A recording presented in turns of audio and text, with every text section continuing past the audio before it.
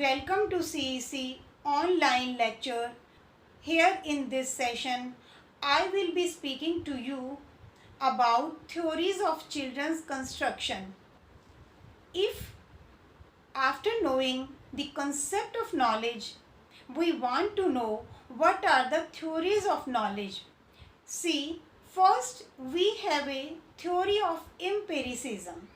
According to this theory, experience or the experiment is the mother of knowledge. John Locke is the father of empiricism. He said, child is like a plain slate or plain paper. His mind is like a plain slate. Whatever you want to write, you can write on it. So here in my mind comes the example of psychologists, because in psychology we see from a long time debate goes on between hereditarians and environmentalists. Hereditarians show the effect of heredity on the personality of a child, but environmentalists say give me any child and according to the environment I can shape the personality of the child. So in the same manner, when we talk in the philosophy, John Locke said that child's mind is like a plain slate, like a plain paper, and you can write on it whatever you like. So knowledge is acquired, not inborn. From this example, John Locke wanted to say that knowledge is not inborn, it is not innate, it is acquired. You have to make efforts. If the students are listening, they must listen very carefully that you have to make efforts to gain something. That dev alsi pukara, you have to make efforts. So knowledge is external and your experiences matter. Your senses play a big role. If you do not make effort, then you cannot accomplish your goal, you cannot reach to your destination. So you have to make effort to gain knowledge. So according to John Locke, knowledge is not inborn, knowledge is not innate, it is acquired. Means wanted to say that all knowledge is external, mind is not an internal determining factor. But empiricists do not accept the concept of innate ideas because they were against the concept of innate ideas or knowledge as inborn. They want to prove everything on the basis of experience because they believe in that knowledge which is gained on the basis of experiments, on the basis of experiences. So they were against the knowledge as innate capacity. Further, the second theory is theory of rationalism. What they say, Socrates and Plato had proved that all knowledge is acquired through knowledge. They opined that knowledge gained through senses is temporary and short, and believed that all knowledge is rational in nature because you have to go on the basis of rational. You have to see how the knowledge has been acquired. Means rationalists believe that ideas of knowledge are innate or inborn. Further say that they said that knowledge gained on the basis of senses is temporary. So they were contradictory the views of other philosophers.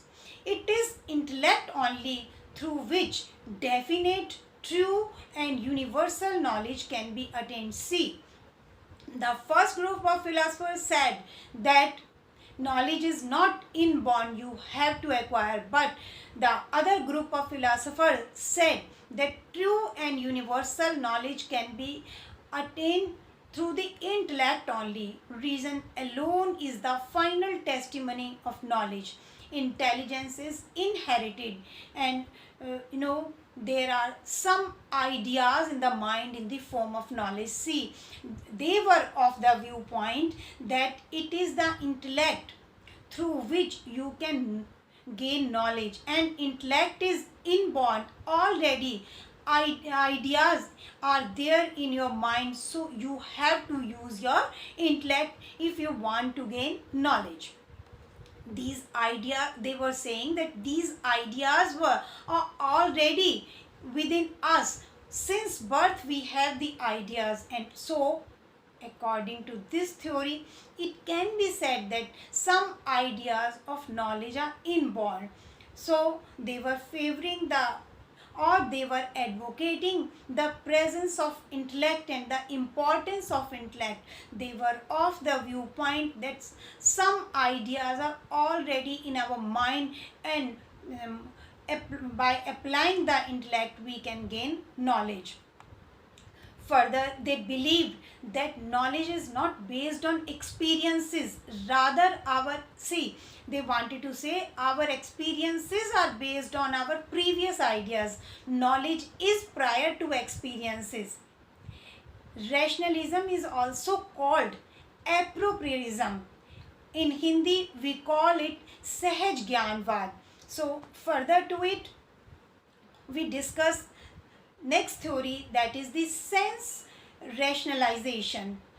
Samved vivekpuran sidhant is called. This theory was given by Aristotle. He believed that knowledge acquired through senses can be proved real on the basis of reasoning. You have acquired the knowledge, you have gained the knowledge, but you have to prove that knowledge on the basis of reasoning. Kant also opined that rationalism and empiricism both leads to superstitions. He opined, with experience we can work for knowledge, but experience in itself do not provide knowledge. Here you do not require to give logic to establish knowledge. Then further we discuss the experimental theory. This theory is connected with empiricism and rationalism theory. It comprises the knowledge based on experiments. Truth of knowledge can be verified through experiments. See, the advocates of experimental theory wanted to prove that if you have gained knowledge, then truth of that knowledge can be verified through experiments. Suppose you give opinion, or you put forward some facts, and the other person do not believe, do not agree to your ideas, he or that person wants the verification, then on the basis of experiments you can prove that this is the truth of knowledge. So that is why this theory has been named as experimental theory, because according to this theory, as one gains new experiences, accordingly his or her knowledge gets refined. Meaning by, as step by step you gain more knowledge, it will help you in shaping your personality, in refining your personality, and in refining your ideas. It means you must have noticed that the more learned people are more sober, more simple, they have no ego, because this is your knowledge which refines you and improves your personality. Now I come to discuss the yogic theory. These days, all over the world, yoga has taken an important place. It has been recognized all over the world. Patanjali has recognized the importance of this theory in the area of philosophy. According to this theory, mind is unstable, and as mind is unstable, this is the root cause of all mental and physical diversion. These days, you see, even a small child will say that I am stressed, I am tense, because the mind is not stable, and the students, maybe at junior classes or senior classes, they are not able to concentrate their mind on study. They are not able to meditate because mind is unstable. So to reduce this instability of mind, we need to practice the yoga theory. By doing yoga, you can concentrate and meditate on your knowledge. This is what was recognized by the yogic theory. By yoga theory, you can learn to concentrate on one point and saves you from diversion. Moreover, it has been recognized even these days also that if you do yoga, it will reduce your stress and tension, and it may reduce your forgetting and will improve your memory, because it will give you the strength to concentrate. After practicing this, you reach a certain level.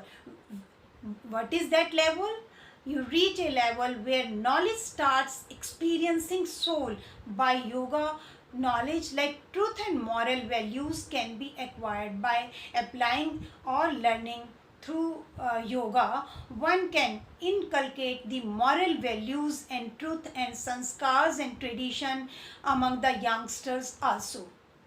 Means we can say by yoga we can learn to reach the higher level of knowledge. The virtues like morality and truth can be practiced through it. Further is the criticism theory. If we talk about criticism theory, that is what we call samikshawad in Hindi.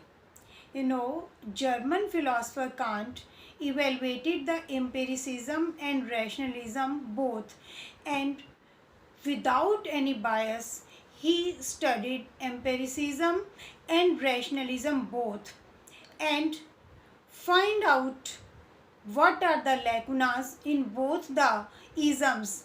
Then he laid down some principles after studying empiricism and rationalism, and then after laying down those principles on the basis of empiricism and rationalism, he laid down the principles that is we call samikshawad or the criticism theory. Kant further said that philosophy is to analyze reason and experience, because experience provides us raw material and intellect gives shape to it. It means we need both the raw material and the designer to shape it. It means he realized the importance of both the aspects, because I just now spoke to you that without any bias, he just found out the merits of both the isms, because he opined that we need raw material as well as intellect. Then he settled some principles and established the criticism theory, because he opined that we need both.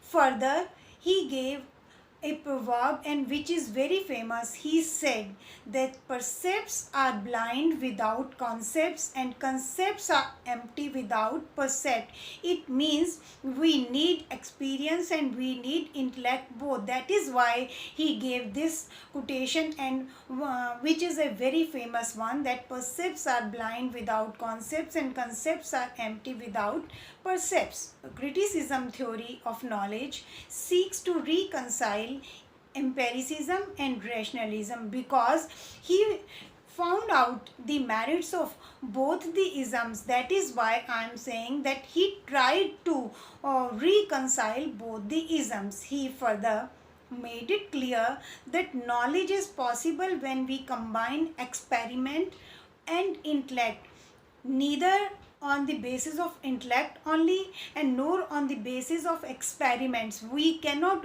reach to the truth, because in the very beginning I spoke to you that in epistemology we try to reach on the truth on the basis of knowledge. So Kant opined here that when we combine both the merits of both the isms, then we can reach on the highest level of truth. So we need experiments and we need intellect both. So by now we have discussed the various theories. Let me just revise with you. Well, my dear friends, first we discussed the Empiricism theory, then I discussed with you Rationalism theory, then we spoke about sense rationalization theory, then I discussed with you experimental theory, then we discussed the yogic theory, and then we discussed the criticism theory. So the various theories have been given by the eminent philosophers and educationists. So by combining the views of different philosophers given in the different theories, we can make our mind what is epistemology, and what are the various opinions have been given by the different philosophers and different educationists. So after discussing the various theories, we come to know what are the methods of acquiring knowledge, because by now you are aware that what are the sources of knowledge, what is its importance, what is the nature. Then I discussed with you form of knowledge, then in various theories, especially I discussed with you the yogic theory, and I spoke to you about the importance of yoga, then criticism theory. Then after that I believe that the concept regarding the knowledge is clear in your mind. Now the question remains, what are the methods of acquiring knowledge, because the ultimate aim of education is to give awareness and give knowledge to our youngster, to our students. So I'll discuss with you the few methods of acquiring knowledge. First, appeal to authority, then appeal to senses, then appeal to observation and the process, then inductive and deductive method, then intuition, concentration and meditation, and problem solving. So now I will discuss with you all these methods one by one. First, if I discuss with you appeal to authority, one method of acquiring knowledge is appeal to authority. What I mean to appeal to authority is, meaning by knowledge here is gained from an expert or specialized person or an authority, then that is considered or that is accepted as true knowledge, as final knowledge. Because suppose in the field of education we are consulting some teacher, so the opinion given by the teacher or some facts given by the teacher, information or knowledge provided to us by the teacher, will be considered that this particular information has been given by the expert, the teacher in the field of education. So we can take it as a true knowledge and we can agree to it. In the same manner, if someone in the field of economics, we consult with economists, or in the various fields concerned with the various subjects, so psychologist, philosopher, doctor, economist, engineers, and so on. So here I mean to say, the one method of gaining knowledge is appealing to authority, meaning by seeking the knowledge from the person who is expert or specialized or the authority in that particular field. That is what we mean, that the one method of acquiring knowledge is appeal to authority. Then the second one is the appeal to senses. After consulting with authority, the another method of gaining the knowledge is appealing to senses. Senses are the main source of knowledge. The intake of knowledge can be colored by environmental factors or physical state of the body. So if we are talking about senses in the primary classes, even when some knowledge is given or some information is given to a small child, how that information is given to the child by senses. For example, you are dealing with a small child and you are to tell the child that water is hot and do not touch. So you will give just a slight touch, that do not touch it. So in the same manner, when the other senses are being applied on the basis of senses, when we provide some information, that standard of information may be increased as the level or age of the learner is increased. So this is one of the method, that is the appeal to senses. And the third method is the appeal to observation. Here the four processes are involved. What are those? Observation, explanation, prediction, and control. So when we are talking about appeal to observation, so here in this process 4 steps are there. I will discuss with you these 4 steps. First is the observation. When we talk about observation as a method of acquiring knowledge, that method of observation can be internal or external. So it means we can seek that information by observing the internally or externally, and that information can be natural or by using some scientific instrument. Suppose if here I take example of psychology. Suppose you have to apply the test of personality to assess the personality of a particular individual.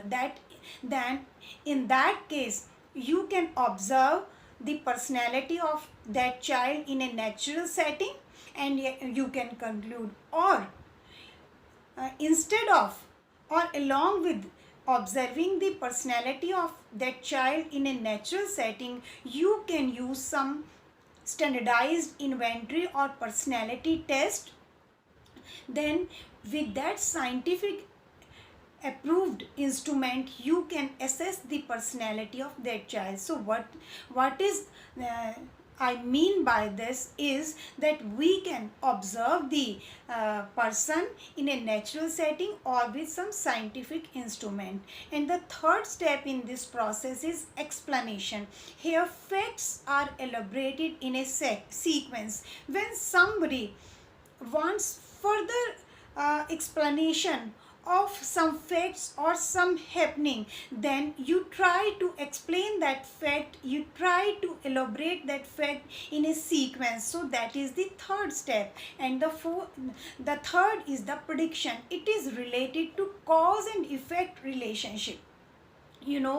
When there occurs some effect, definitely there must have been some cause behind that happening, behind that effect. So everything in this world, everything on this earth has a cause and effect relationship. So when we try to make some prediction, that prediction is made on the basis of some cause. So what I mean by this is everything is related to cause and effect relationship, and consequences are predicted on the basis of cause. So the third step in this process is prediction, which is done on the basis of cause and effect relationship.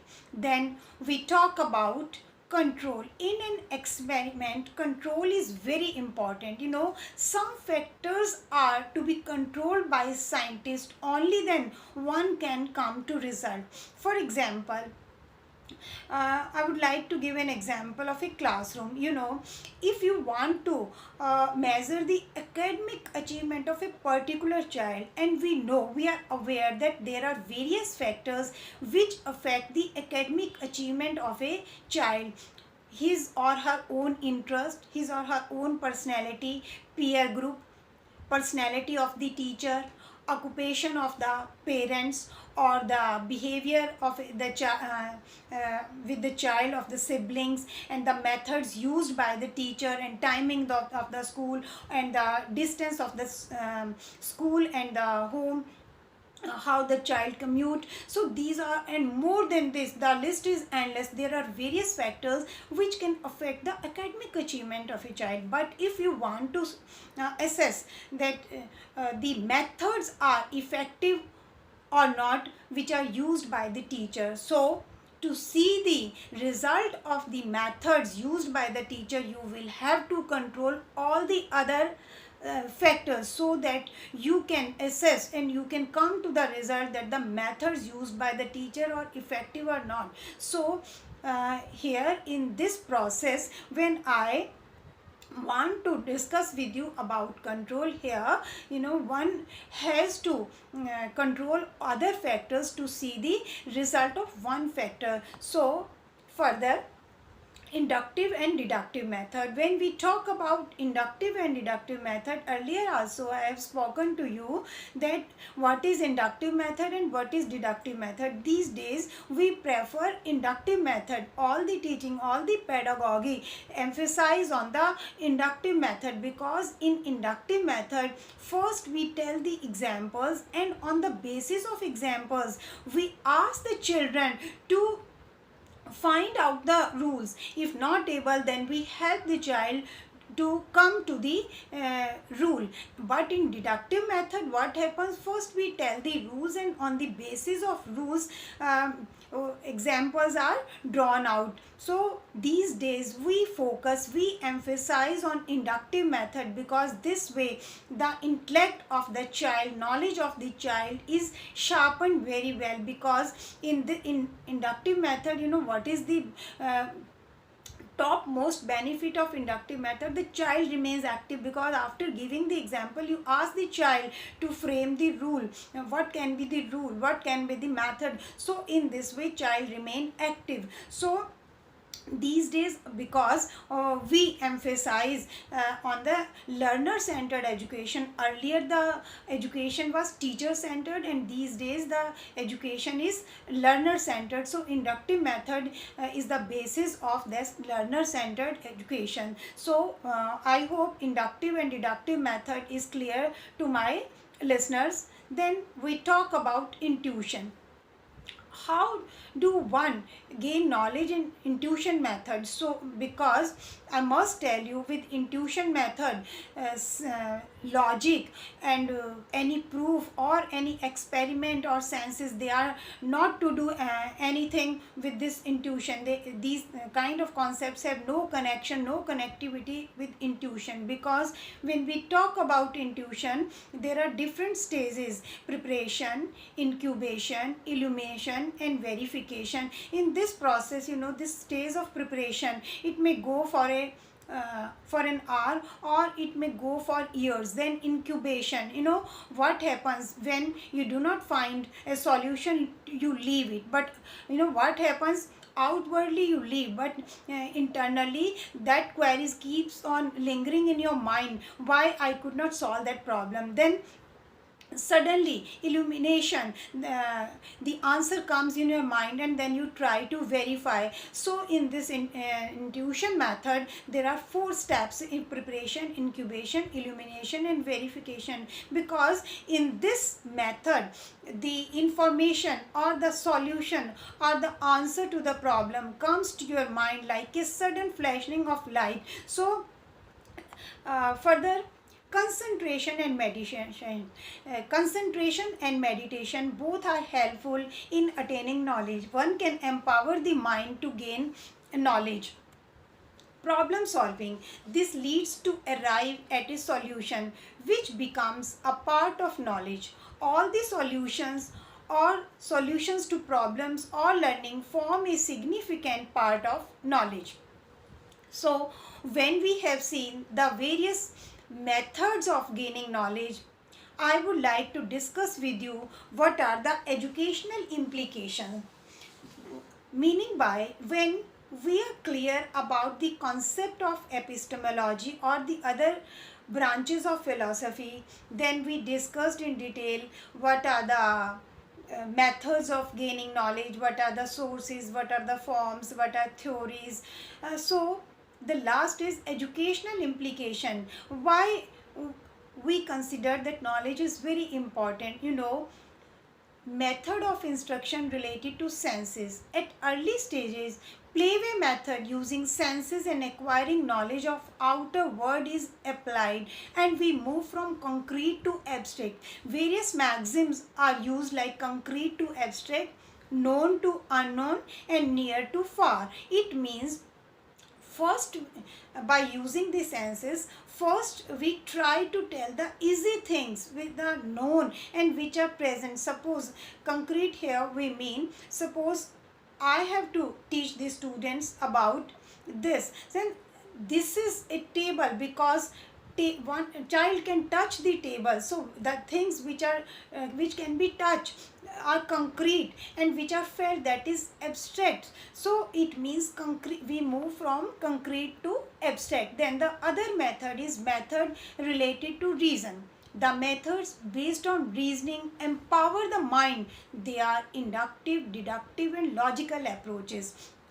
Just now, few seconds back, I spoke to you that in inductive method, what is the topmost benefit or topmost merit of this method? Here the child remains active, the mind gets sharpened, so mind remains active. Because in yogic theory also I spoke to you that mind is unstable, then we have to teach our students how to concentrate, how to meditate on one point, so that they can memorize more and more, and they can reduce forgetting, and they can reduce tension and stress. So mind has to remain active in inductive method. Then methods related to spirit. Spirit or soul is the third level of human experience. It is the higher stage of one's own experience and knowledge. Here intuition, revelation, and illumination work very effectively. So when we have seen the methods or the educational implications of this, we can conclude that silent sitting, meditation, reading philosophical books and spiritual books like Vedas, Upanishads, listening to devotional music, poems, classical folk dances, and discourses on how to live life are some of the ways to reach this or gain the spiritual wisdom and knowledge. So I hope, I believe, after listening this discussion regarding the methods and theories and educational implications of gaining knowledge, it will be beneficial for you. Thank you.